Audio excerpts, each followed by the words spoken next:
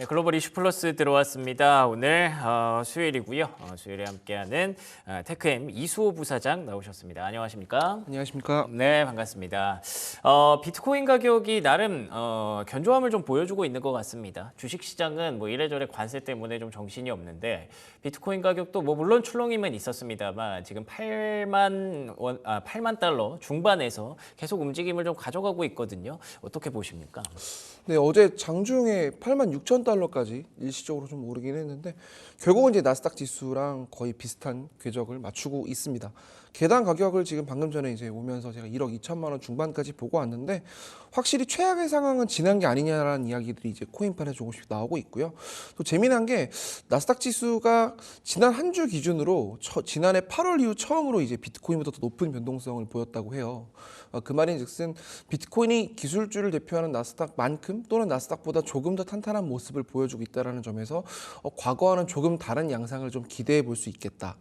분명 비트코인은 자산의 하나로 완연히 자리를 매김했지만 그간 좀 위험 자산으로 보는 시각들이 더 많았는데 뭐 아직도 그렇게 보는 게 맞겠죠. 그러나 이제는 좀 디지털 금이라고 불릴 만큼 조금의 안전한, 조금의 탄탄한 시각을 이제는 좀 많은 분들이 견지하고 있는 것 같다. 그렇게 보시면 좋을 것 같습니다. 그렇군요. 확실히 그 논란이 계속 지속됐었잖아요.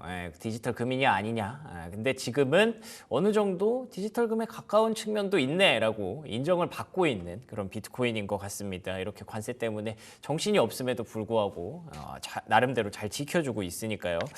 그리고 또 수급상으로도 고래 투자자들이 뭐 크게 움직임이 없다고 들었어요. 나름대로 변동성이 좀 있었는데 이 정도는 이제 뭐 비트코인 시장에서 별로 변동성이라고도 안 보나 봐요. 그렇죠. 지금 사실 하루 새 거의 크게 움직이지 않는 모습을 보이고 있는데 비트코인을 많이 갖고 계신 이른바 고래라고 하는 분들의 움직임에도 사실 크게 시장에 영향을 안 받는 것 같고 또 하나는 또 고래 분들이 움직이지 않아도 또 시장이 움직이는 경우가 있는 게 분명히 비트코인이 이제는 완연한 제도권 자산으로 편입이 됐다라는 어떤 또 하나의 증거이기도 하고 하나 더 봐야 될 거는 기업 시장의 움직임인 것 같아요. 일단 최근에 이제 비트코인을 가장 많이 보유했다고 알려진 스트래티지, 이제 마이크로 스트래티지라는 기업이 최근 일주일 사이에 비트코인을 또 엄청나게 많이 사들였습니다.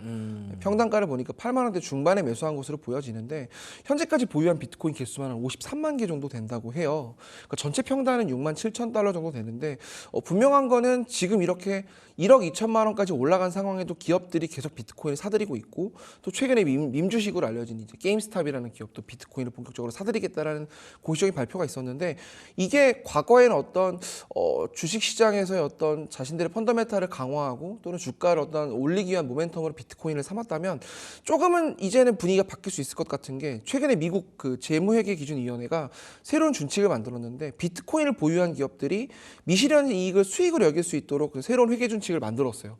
그게 지금 2분기부터 반영이 될 건데 이게 아무래도 기업 시장 내 비트코인 니즈를 조금 더 키우고 있는 것 같고 또 하나는 기술주나 어떤 우리가 생각하는 또 모멘텀을 가져가려고 하는 그런 기업 섹터가 아니라 전통 레거시 금융사들 특히 과거에 이제 SAB 121이라는 규제가 있었습니다. 이 바이든 행정부 때 도입이 된 건데 미국 금융사들이 비트코인을 편입하지 못했던 게 이 규제 때문인데 은행들이 고객이 보유한 코인을 그동안은 부채로 분류를 했었는데 그러다 보니까 자연스럽게 충당금을 쌓도록 요구를 했었거든요. 그 말인즉슨 레거시 금융사들이 직접 코인 시장에 들어오지는 말고 간접적으로만 바라봐라 위험 자산이다 라는 시그널을 당국이 줬다라는 건데 그런 부분의 규제가 이제 풀렸기 때문에 이제 정말 은행들이 들어오는 것 아니냐. 사실 이런 움직임이 우리나라에서 좀 포착이 되고 있거든요. 그렇기 때문에 어떤 고래라고 불리는 비트코인을 많이 갖고 있는 특정 일부들의 움직임에 시장이 움직일 정도의 그런 작은 판이 아니다. 이제는 조금 더 우리가 좀 B2B나 금융시장의 판으로 봐야 될 것 같다라는 말씀을 드리고 싶습니다. 확실히 판이 점점 더 확장되고 있는 비트코인 가상화폐 시장이라고 봐야 될 것 같고요. 그리고 또 간밤 어제 또 흥미로운 소식 중에 하나가 있었는데 관세 수익을 갖다가 비트코인으로 전략 자산으로 부축한다라는 얘기가 있었어요. 이거 굉장히 좀 신박한 그런 개념이네요. 네, 지금 미국 당국 안에서 굉장히 많은 이야기들이 나오고 있어요. 이게 비단 관세 수익뿐 아니라 세금으로 비트코인을 직접적으로 살 수 있는 어떤 그런 상황이 되려면 결국은 국회 입법도 필요하고 그렇겠죠. 여러 가지 제도적 네. 허들을 넘어야 되는 것들이 많기 때문에 일단 빠르게 시장에 반영시킬 수 있을 만한 이슈를 그냥 마구잡이로 꺼내는 게 아니냐 이런 의견들도 실제로 존재하고 이게 관세뿐만 아니라 일단은 그 보하인스라고 하는 미국 대통령 디지털 자산 자문위원회 백악관 안에서 일종의 이제 코인 브레인 같은 역할을 하시는 분인데 이분이 그분이 또 레거시 언론이 아니라 유튜브 채널에 또 인터뷰를 많이 하시더라고요. 또 그분 얘기를 들어보니까 관세뿐 아니라 지금 미국 재무부가 보유하고 있는 금들을 평가하는 이른바 금 인증서라는 게 있습니다. 예. 이게 한때 1930년대에는 화폐로 쓰였다고 해요. 오, 금을 어느 정도 그럴만하네요. 보유하고 있느냐의 어떤 그 페이퍼를 일종의 증명서 형태로 만들어서 그걸 가지고 거래를 했다라는 건데, 요거를 기준으로 봤을 때 금 가격을 정부가 보유하고 있는 금 가격이 온스당 40달러 정도로 일단 반영이 돼 있다고 하는데 지금 현재 가격이 온스당 3,000달러거든요. 네, 그 현재 시세와는 조금 괴리가 있다라는 거죠. 그렇죠. 그런 부분들을 좀 회계적으로 조금 시장의 시세와 비슷한 가격으로 맞춰서 그거에 따른 회계 장부상 수익이 더 생길 테니 그걸 갖고 비트코인을 사들이는 건 어떨까? 지금 이것저것 다 던져보고 있는 것 같아요. 백악관 안에서는. 네. 그렇다고 비트코인 가격을 끌어올리기 위해서 뭔가 굉장히 위험한 리스크를 안을 만한 멘트를 한다라기보다는 일단은 계속 시장 변두리에서 이슈가 될 만한 것들, 당장 실현할 수 없다 하더라도 가격을 어느 정도 지탱할 수 있을 것들을 트럼프 행정부가 직접 이거를 관리하려 한다.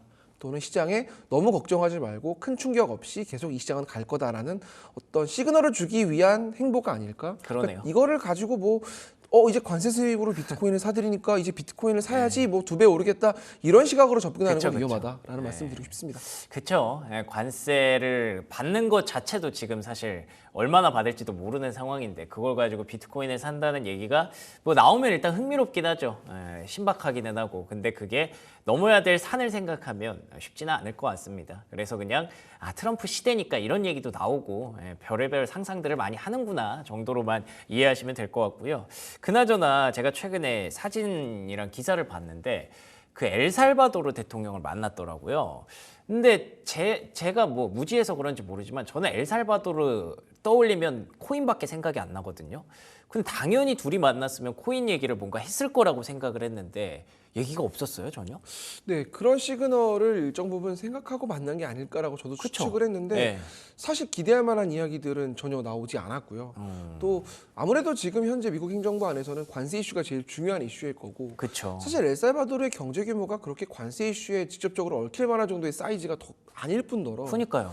현재 뭐 제조업을 살리겠다라는 일종의 리쇼어링을 적극적으로 추진하고 있는 미국 행정부 입장에서는 엘살바도르와의 회담 자체가 그렇게 큰 알맹이가 있을 법한 게 없을 거라고 생각을 해서 비트코인 얘기가 더더욱 나올 거라고 기대했던 것 같은데 당연히 그걸 해야죠. 네, 예. 근데 일단은 시장 기대와 달리 비트코인 이슈는 전혀 나오지 않았고요.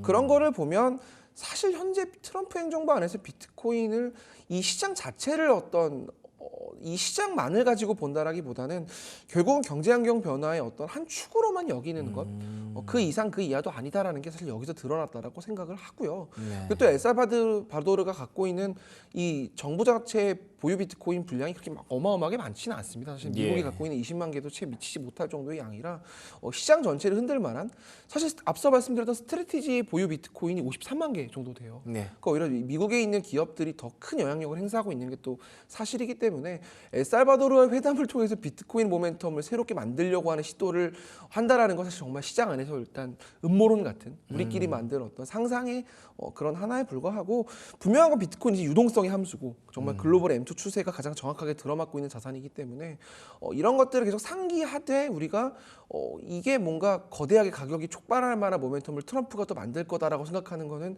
조금 오바다라고 보시는 게 맞을 것 같습니다. 그렇군요. 그래도 트럼프는 확실히 코인에 대해서 뭔가 좀 더 적극적이고 뭔가 좀 구체적인 무언가를 계속 만들어줄 줄 알았는데 그게 너무 과도했던 기대감이었을 수도 있겠다라는 생각도 듭니다. 엘살바도르 대통령은 도대체 왜 만났는지 이건 좀 미스테리긴 하네요. 그나저나 최근에 그 제2의 루나 사태, 뭐 제2의 테라 사태라는 얘기가 나오는 그 만트라 사태에 대해서 최근에 조금 논란이 확산되고 있는 것 같더라고요. 어떻게 보세요? 네, 이게 사실 알트코인에 굉장히 큰 충격을 안긴 사건인데 사실 정작 시장이 그렇게 크게 반응하지 않았다라는 게 저도 좀 의아하긴 한데, 분명한 건 제2의 테라라고 불릴 만큼 덩어리가 작진 않습니다. 예. 일단 90%가량 시총 가격이 빠졌는데 요게 사실 시총 기준으로는 전 세계 한 10위권, 20위권 작은 코인은 아니에요. 시총이 한때 뭐 10조 원이 넘었던 굉장히 큰 알트코인인데 일단 이 코인이 왜 지금 이렇게까지 단시간에 코인 가격이 빠졌냐, 뭐 3시간 만에 90%가 빠져서 시총이 7조 원이 날아갔다, 이렇게 지금 언론 보도가 나오고 있고, 또 하필 국내 언론사가 주최하는 행사에 참여하려고 했던 포트폴리오여서 그래요? 네, 이 만트라라는 생태계가 요 코인만 있는 게 아니라 뭐 여러 군데 얽혀 있는 RWA를 만들 수 있는 그런 토큰을 만들 수 있는 플랫폼 중에 하나이기 때문에 여기저기 생태계가 얽혀 있어서 뭐 정말 일종의 뱅크런이 여기저기서 그러네요. 터지는 게 아니냐라는 의견들이 많았는데 실제로 이 코인을 투자한 분들은 굉장히 피해가 많을 것으로 보여지고요. 시총 순위도 지금 이미 많이 빠졌고 또 이 재단 쪽에서 이렇게 많이 빠진 게 우리 때문은 아니지만 즉 우리가 이 코인을 직접적으로 매도한 건 아니지만 어쨌든 빠졌으니 우리가 일정 수준 해결을 할게 하면서 바이백 재단이 직접 자신들의 돈으로 코인을 되사는 자사주 매입 같은 그런 형태의 이벤트를 만들어서 일순간 불을 좀 끄기는 껐는데 네. 요게 사실은 왜 붉어졌냐를 일단 먼저 봐야 될 것 같고 아직까지 구체적으로 나온 거는 없어요. 근데 일단 재단 쪽에서 말하는 거는 이 코인이 여러 군데 코인 거래소에 상장을 해놨는데 그 코인 거래소들이 일정 수준의 코인을 비축을 하게 됩니다. 아무래도 선물 거래를 하거나 아니면 현물 거래를 할 때도 좀 큰 덩어리의 거래를 중개를 하려면 현재는 시장 조성자라는 게 이게 룰이 없다 보니까 그런 게 없거든요. 그러다 보니까 코인 거래소가 직접적으로 코인을 일정 수준 갖고 있고 이걸 가지고 매수 매도 호가를 메우는 경우도 있는데 그런 부분에서 코인 거래소들의 재단과 이쪽의 암암리의 거래를 해서 코인을 쟁여두는 경우가 있어요. 근데 코인 거래소에서 한꺼번에 이 코인을 던지게 되면 이거를 보고 이게 무슨 문제가 있는 거 아니야라고 하면서 일단 개인 투자자분들이 한꺼번에 던지는 경우가 있고 그럴 수도 있죠. 그러다 보면 생태계 안에 있는 여러 파트너십들, 뭐 기업들, 개발사들이 동시에 던지면서 정말 이제 죽음의 데드 스파이럴이 만들어지는 그런 경우들이 이제 과거의 테라 루나 사태에서 보여줬던 일들인데 그런 게 아닐까라고 좀 추정을 하고 있고 만약에 그렇다면 코인 거래소들이 왜 이 코인을 던졌는가에 대해서 조금 더 규명해 봐야 될 일인데 사실 우리가 주목해야 될 거는 이런 일들이 벌어졌는데 이런 비슷한 일들이 다른 코인들도 분명히 또 나올 수 있겠다. 특히 지금 최근에 코인 거래소들이 일종의 상장 폐지 러시가 이어지고 있거든요. 예. 코인 제도화가 본격적으로 시작이 되고 이게 코인이 화폐 전쟁의 하나로 확실하게 이제 수면 위로 올라오게 되면서 과거처럼 아무런 모멘텀 없이 아무런 성장 기준 없이 마구마구 찍어댔던 코인들 발행사들도 이제는 정말 거래량을 위해서 코인 거래소들이 마구마구 그런 것들을 상장시켰다면 지금은 생존 그리고 이게 기업화로 진화할 수 있는지 이런 것들을 보는 시각들이 코인 거래소들도 분명히 나오고 있기 때문에 걸러지는 거군요. 맞습니다. 네. 지금 뭐 스테이블 코인 발행사들 뭐 나스닥 입성이나 증시 입성 관련된 계획들 나오고 있고 또 마침 또 리플과 SEC 소송도 이제 곧 끝나가잖아요. 예. 코인이 분명히 유동성을 머금은 괴물에서 이제는 정말 미래 가치를 갖고 있는 기업으로 진화하고 있는 형태들이 많기 때문에 이런 제도화의 보폭을 맞추기 위한 코인 거래소들의 움직임이 시작이 됐고 그러다 보면 제2의 만트라가 또 터지는 것 아니냐? 이유 없이 코인을 상폐하거나 뭐 이유라기보다 룰이 없으니까 뭐 여러 가지 이유 때문에 그럴 텐데 이런 움직임이 또 나올 것 아니야? 라면서 좀 불안함을 갖고 계신 분들이 분명히 많고요. 그렇기 때문에 이런 코인들 특히 이게 시총 상위에 자리매김한 알트코인들도 이런 일이 벌어진다면 사실 더 큰 일이 벌어질 수도 있기 때문에 그쵸.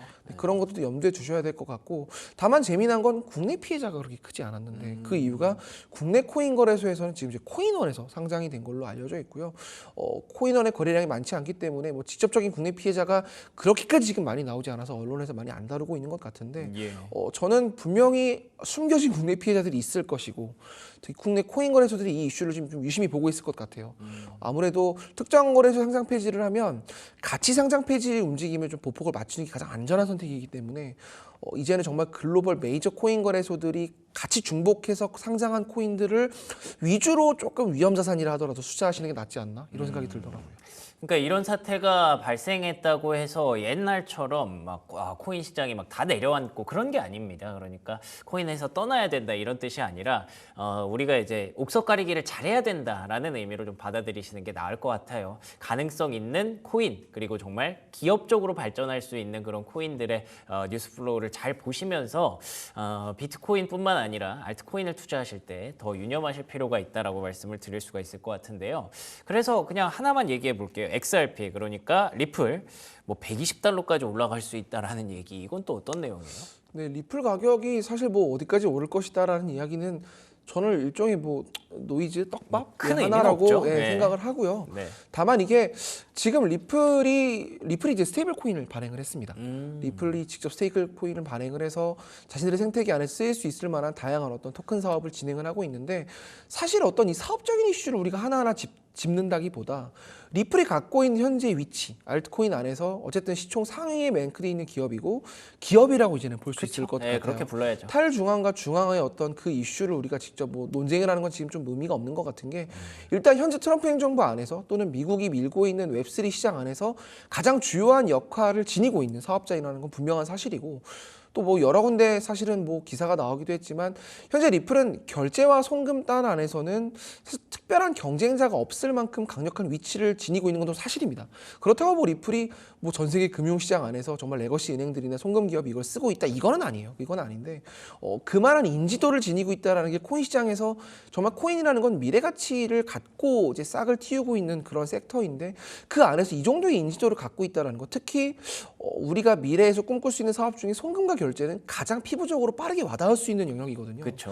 아무래도 그동안 정말 많은 금융사들이 또는 이 뒷단에 있는 유통사들이 그 중간에 유통송금 마진으로 굉장히 많은 수수료를 챙겨왔던 것도 사실이기 때문에 그런 부분에 대해서 새로운 호혜를 만들 수 있는 어떤 그런 블록체인의 역할을 리플이 증명해 나가고 있는 중이기 때문에 그런 측면에서의 XRP의 가치가 특히 미국이 밀고 있고 미국 안에서 기업화를 이루고 있는 몇 안 되는 기업이고 특히 이 리플을 잡고 있는 SEC와의 소송이 특히 이 리플의 직접 갖고 있는 자신들의 현금성 자산으로 갚는 게 아니라 어떤 벌금을 내야 되는 상황에서 코인으로 벌금을 낼 수 있다라는 이런 뉴스도 지금 나오고 있던데 전반적으로 리플에게 매우 우호적인 거시 환경이 만들어지고 있는 거는 사실이라서 그렇다고 뭐 비트코인 상승 사이클을 따라간다 이거는 아니고요. 저는 오히려 나스닥 안에서 특히 가장 위험 자산을 추종할 수 있는 그런 기업들을 리플과 좀 비슷한 맥락으로 봐야 되는 게 저는 맞다고 생각하고 전 매우 긍정적이라고 생각을 해요. 가격적인 측면보다도 리플이 정말 많은 곳에서 쓰일 수 있겠다. 그런 측면에서 리플 스테이블 코인의 최근의 활용도가 최근 일주일 사이에 90%가 늘었다고 해요. 그래요? 방금 전에 보고 왔는데 그러니까 리플의 가격적인 측면에서 뭐 2배, 3배 오를 것이다라고 말을 하는 건 매우 어려울 거고 예. 그것까지 제가 예단하기에는 어려운 일이지만 리플이 그만한 가치를 갖고 쓰일 수 있을 만한 여지는 정말 여러 곳에서 나오고 있다. 그렇다고 이게 뭐 리플 가격을 담보하는 건 아니지만 네. 코인이 기업화로 나아갈 수 있는 매우 중요한 어떤 발단을 리플이 만들고 있다는 점에서 저는 긍정적이라고 생각을 합니다. 좋습니다. 그만큼 가능성 있는 코인이니까 지금까지도 이 알트코인의 어떤 홍수 속에서도 이렇게 잘 버텨냈고 시가총액 상위 쪽에 올라와 있는 거겠죠. 그런데다가 SEC 소송이라는 큰 짐까지 덜었기 때문에 뭐 곳곳에서 뭐 이렇게 뭐 100달러 간다 이런 얘기가 나오는 것도 이상하지는 않은데 그 숫자에 집착하실 게 아니라 말씀해 주신 대로 나스닥 기술주처럼 훌륭한 좀 기업으로서 앞으로의 발전 가능성을 계속 보여주고 있다는 게 리플 XRP의 핵심 투자 포인트가 아니었나 싶습니다. 자, 지금까지 테크엠 이수호 부사장과 얘기 나눠봤습니다. 오늘도 좋은 말씀 고맙습니다. 감사합니다.